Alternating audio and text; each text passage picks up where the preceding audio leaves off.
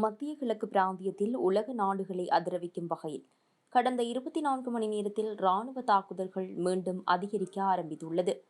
ஈரானின் தென்பகுதியில் அமைந்துள்ள ஹோர்முஸ்கான் மாகாணத்தின் சிரிக் தீவில் உள்ள தொலைத்தொடர்பு டவர் ஒன்றின் மீது அமெரிக்க ராணுவம் சமீபத்தில் வான்வழி தாக்குதலை நடத்தியிருந்தது. இன்றைய பார்வை நிகழ்ச்சியுடன் இணைந்திருக்கின்றீர்கள். லெபனான் மீதான இஸ்ரேல் தாக்குதலுக்கு எதிர்ப்பு தெரிவித்து அமெரிக்காவுடனான அமைதி பேச்சினை இடைநிறுத்தியுள்ளதாக ஈரான் தெரிவித்துள்ளது. மேற்காசியாவில் நிலவும் போர் சூழலை அமெரிக்கா மற்றும் ஈரான் தரப்பு பேச்சுவார்த்தை மூலம் சுமூக தீர்வு காண்பதற்கான முயற்சியில் ஈடுபட்டன. இருதரப்பும் போர் நிறுத்தத்தில் ஈடுபட்டுள்ளன. இந்த சூழலில் மத்தியஸ்தர்கள் மூலம் இருதரப்பும் அமைதி ஒப்பந்தம் மேற்கொள்ள முயற்சித்து வருகின்றன. அது தொடர்பாக இருதரப்பும் பல்வேறு நிபந்தனைகளை முன்வைத்து வருகின்றன. இருப்பினும் இதுவரை ஒப்பந்தம் கையெழுத்தாகவில்லை. அதில் தொடர்ந்து இழுபறி நீடித்து வருகின்றது. இந்த சூழலில் லெபனான் மீதான இஸ்ரேல் தாக்குதலுக்கு எதிர்ப்பு தெரிவித்து அமெரிக்காவுடன் மத்தியஸ்தர்கள் மூலம் மேற்கொள்ளும் அமைதி பேச்சை இடைநிறுத்தியுள்ளதாக ஈரான் அறிவித்துள்ளது. முன்னதாக ஈரான் மீது கடந்த வாரம் அமெரிக்கா தாக்குதல் நடத்தியது. இந்தியா 2 தரப்பு உறுதி செய்தன. மேலும் அமெரிக்கா போர் நிறுத்த அத்துமீறலில் ஈடுபட்டதாக ஈரான் அதை கண்டித்தது. கடந்த பிப்ரவரி 28 ஈரான் மீது அமெரிக்கா மற்றும் இஸ்ரேல் படைகள் இணைந்து கூட்டு தாக்குதல் மேற்கொண்டன. இதற்கு பதிலடியாக இஸ்ரேல் மற்றும் மத்திய கிழக்கு பகுதியில் உள்ள அமெரிக்க இராணுவ தளங்கள் மீது ஈரான் தாக்குதல் நடத்தியது. இதனால் மேற்காசியாவில் போர் மூண்டது. போர் காரணமாக கச்சா எண்ணெய் விநியோகம் பாதிக்கப்பட்டது. இந்நிலையில் கடந்த ஏப்ரல் 9 அமெரிக்கா மற்றும் ஈரான் இடையில் போர் நிறுத்தம் அறிவிக்கப்பட்டது. தொடர்ந்து இருதரப்பும் அமைதி பேச்சில் ஈடுபட்டன. இருப்பினும் இந்த விவகாரம் இன்னும் இறுதிக்கட்டத்தை எட்டவில்லை என்பது குறிப்பிடத்தக்கது. லெபனானில் இஸ்ரேல் தொடர்ந்து தாக்குதல் நடத்தினால் அமெரிக்காவுடன் எட்டப்பட்ட தற்காலிக போர் நிறுத்தம் ரத்து செய்யப்படும் என்று ஈரான் எச்சரித்துள்ளது. இவ்விவகாரத்தையொட்டி அமெரிக்காவுடனான மறைமுக பேச்சும் நிறுத்தியுள்ளது. அமெரிக்கா ஈரானிடையே கடந்த ஏப்ரல் 8 முதல் போர் நிறுத்தம் அமுலில் உள்ளது. இப்போர் நிறுத்தத்தை மேலும் 60 நாட்களுக்கு நீடிக்கவும் ஹோர்முஸ் நீரிணையை மீண்டும் திறக்கவும் அண்மையில் ஓர் உடன்பாடு எட்டப்பட்டது. ட்ரம்ப் மற்றும் ஈரான் தலைவர்களின் ஒப்புதலுக்காக அது காத்திருக்கும் நிலையில் இந்த எச்சரிக்கை விடுக்கப்பட்டுள்ளது. லெபனானில் பாதுகாப்பு ரீதியாக முக்கியத்துவமான ஃபியூபோர்ட் கோட்டையை இஸ்ரேல் கைப்பற்றிய மறுநாளில் லெபனான் தலைநகர் பெய்ரூட்டின் தெற்கில் ஹிஸ்புல்லா அமைப்பினரின் கட்டுப்பாட்டில் உள்ள பகுதிகள் மீது தாக்குதல் நடத்த இஸ்ரேல் பிரதமர் பெஞ்சமின் நெதன்யாகு கடந்த திங்கட்கிழமை உத்தரவிட்டார்.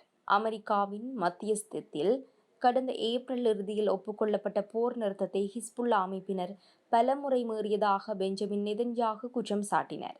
இத்தொடர் சண்டையால் லெபனானில் ஏற்கனவே 10 லட்சத்திற்கும் மேற்பட்ட மக்கள் இடம்பெயர்ந்துள்ளனர். லெபனானில் இஸ்ரேலின் தொடர் ஆக்கிரமிப்பை கண்டிக்கும் வகையில் மத்தியஸ்தர்கள் மூலம் அமெரிக்காவிற்கு செய்திகளை பரிமாறிக்கொள்வதை ஈரான் பேச்சுவார்த்தை குழு நிறுத்தியுள்ளது. இஸ்ரேலையும் அதன் ஆதரவாளர்களையும் தண்டிக்க ஈரான் மற்றும் ஜேமன், லெபனான், ஈராக்கில் உள்ள அதன் கூட்டாளிகளை உள்ளடக்கிய எதிர்ப்பு முன்னணி பாப் எல் மண்டேப் நீரிணையையும் மூடுவதற்கான திட்டத்தை வகுத்துள்ளதாக ஈரான் அரசு ஸ்வார்தஸ்னம் செய்தி நிறுவனம் தெரிவித்துள்ளது. இதையொட்டி ஈரான் வெளியுறவு அமைச்சர் அப்பாஸ் அராக்சி வெளியிட்ட எக்ஸ் பதிவில் அமெரிக்கா மற்றும் ஈரானுக்கு இடையிலான போர் நிறுத்தம் என்பது லெபனான் உட்பட அனைத்து முனைகளுக்குமான போர் நிறுத்தமாகும். இதில் ஒரு முனையில் நடக்கும் மீறல் அனைத்து முனைகளிலும் போர் நிறுத்தத்தை மீறுவதாகும். எந்த ஒரு மீறலின் விளைவுகளுக்கும் அமெரிக்காவும் இஸ்ரேலுமே பொறுப்பேற்க வேண்டும் என எச்சரித்தார். இதேவேளை ஈரானுடனான பேச்சுவார்த்தைகள் அதிவேகமாக தொடர்ந்து நடைபெற்று வருவதாக அமெரிக்க ஜனாதிபதி டொனால்ட் ட்ரம்ப் தெரிவித்துள்ளார். அவரது சமூக ஊடக பதிவின் மூலமாக வெளியாகியுள்ள இந்த கருத்துக்கள் முன்னதாக வெளியான செய்தி ஒன்றுக்கு முரணானதாக காணப்படுகின்றன. லெபனான் மீதான இஸ்ரேலின் தாக்குதல்கள் காரணமாக வாஷிங்டனுடனான பேச்சுவார்த்தைகளை தற்காலிகமாக நிறுத்தி வைக்க தெஹ்ரான் தீர்மானித்துள்ளதாக ஈரானின் தஸ்னிம் செய்தி நிறுவனம் செய்தி வெளியிட்டிருந்தது. எனினும் இந்த விடயம் தொடர்பாக ஈரான் தரப்பிலிருந்து இதுவரை எவ்வித அதிகாரப்பூர்வ கருத்துக்களும் வெளியிடப்படவில்லை என்பது குறிப்பிடத்தக்கது. ஈரானின் தென்பகுதியில் அமைந்துள்ள ஹோர்முஸ்கான் மாகாணத்தின் சிரிக் தீவில் உள்ள தொலைத்தொடர்பு டவர் ஒன்றின் மீது அமெரிக்க ராணுவம் சமீபத்தில் வான்வழி தாக்குதலை நடத்தியிருந்தது.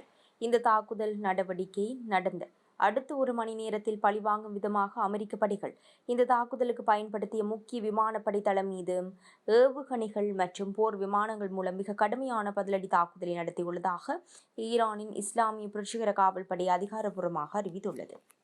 ஈரானின் ஃபார்ஸ் செய்தி நிறுவனத்தின் அதிகாரப்பூர்வ தரவுகளின்படி அமெரிக்க ராணுவத்தின் இந்த திடீர் தாக்குதல் நடவடிக்கையை தொடர்ந்து ஈரானின் IRGC அமைப்பின் விண்வெளி வான்படை பிரிவு உடனடியாக களமிறங்கியுள்ளது. டெலிகாம் டவர் மீது அமெரிக்கா தாக்குதல் நடத்துவதற்கு எந்த விமானப்படை தளத்தை பயன்படுத்தியதோ அதே தளத்தை இலக்காக கொண்டு ஈரானிய போர் விமானங்கள் தங்களின் துல்லியமான ஏவுகணை தாக்குதலை நடத்தியுள்ளன. இந்த அதிரடி நடவடிக்கையின் மூலம் தாங்கள் திட்டமிட்டிருந்த இலக்குகள் அனைத்து முழுமையாக தகர்த்து அளிக்கப்பட்டுள்ளதாக ஈரான் பாதுகாப்பு படை பெருமையுடன் குறிப்பிட்டுள்ளது. இருப்பினும் பாதுகாப்பு காரணங்களுக்காக தாங்கள் தாக்கிய அமெரிக்க வான்படை தளம் எந்த நாட்டில் அல்லது எந்த பகுதியில் அமைந்துள்ளது என்ற இருப்பிட விவரங்களை IRGC அமைப்பு தற்போது வரை வெளிப்படையாக விவரிக்கவில்லை. மத்திய கிழக்கின் இந்த திடீர் இராணுவ மோதல்களின் எதிரொலியாக அண்டை நாடான குவைத் தேசம் முழுவதும் தற்போது உச்சகட்ட பாதுகாப்பு எச்சரிக்கை விடுக்கப்பட்டுள்ளது. ஈரானின் இந்த ஏவுகணை தாக்குதலை தொடர்ந்து குவைத் நாட்டின் வான் பாதுகாப்பு அமைப்புகள் உடனடியாக ஆன் செய்யப்பட்டு அவசர நிலை அறிவிக்கப்பட்டுள்ளது. நாட்டின் இறையாண்மையை பாதுகாக்கும் நோக்கில் குவைத் நாடு முழுவதும் தற்போது ஆபத்தை எச்சரிக்கும் அவசரகால சைரன்கள் ஒலித்து வருகின்றன. எதிரி நாட்டு ஏவுகணைகள் தங்களின் வான் எல்லைக்குள் நுழைவதை தடுப்பதற்காக குவைத் ராணுவம் தங்களின் எல்லைப் பகுதிகளில் முழுவீச்சில் வான் பாதுகாப்பை பலப்படுத்தியுள்ளது.